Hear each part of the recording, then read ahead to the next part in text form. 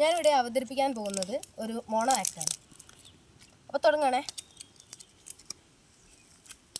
അപ്പോൾ ഇതിൽ 2 കഥാപാത്രങ്ങളാണുള്ളത്, ഒരു തോഴിയും ഒരു രാജാവും. അപ്പോൾ ഇപ്പം പറയുന്നത് തോഴിയാണേ. ഈ ഭാഗത്ത് നിൽക്കുമ്പോൾ തോഴിയും ഈ ഭാഗത്ത് നിൽക്കുമ്പോൾ രാജാവാണ്. തോഴി: സുഖമല്ലേ രാജാവേ? ആ, സുഖം തന്നെ. ഞാൻ എന്ത് പണിയാണ് ചെയ്യേണ്ടത്?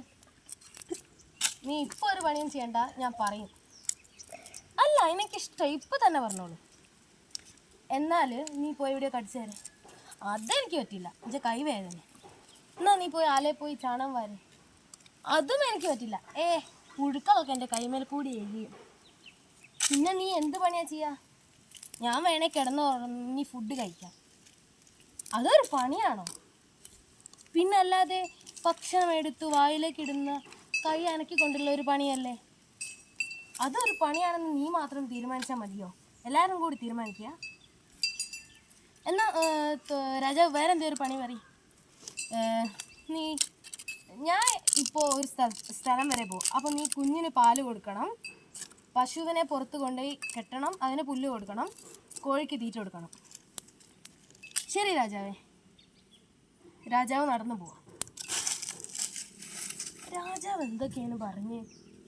കുട്ടിക്ക് പുല്ല് കൊടുക്കണം.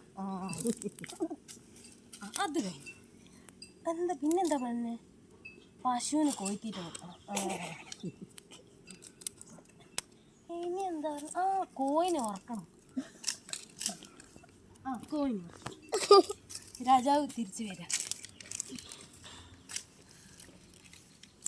എന്താ, നീ എല്ലാ പണിയും ചെയ്തോ? ചെയ്തു രാജാവേ. നീ കോഴിക്ക് തീറ്റ കൊടുത്തോ? കോഴിക്ക് തീറ്റ കൊടുക്കാനോ? കോഴിനെ ഉറക്കാനല്ലേ പറഞ്ഞേ? കോഴിനെ ഉറക്കാനോ? ആ പോട്ടെ. പശുവിന് പുല്ല് കൊടുത്തോ? പശുവിന് പുല്ല് കൊടുക്കാനോ? പിന്നെ പശുവിന് പുല്ല് കൊടുക്കാതെ എന്നാ അത് പോട്ടെ. കുട്ടിയെ ഉറക്കിയോ? കുട്ടിയെ ഉറക്കാനോ? അതിന് പുല്ല് കൊടുക്കാനല്ലേ പറഞ്ഞേ? കുട്ടിക്ക് പുല്ല് കൊടുക്കേ? ഇവൻ എന്തൊക്കെയാ പറയുന്നേ? ഞാൻ രാജാവ് പറഞ്ഞല്ലേ ചെയ്ത്. ഞാൻ എന്നോട് ഇങ്ങനെയാ പറഞ്ഞേ, പശുവിന് പുല്ല് കൊടുക്കണം എന്നല്ല പറഞ്ഞേ. നീ കുട്ടിക്ക് പുല്ല് കൊടുക്കുക. പാല് ഇനി ആർക്കാ കൊടുത്ത്?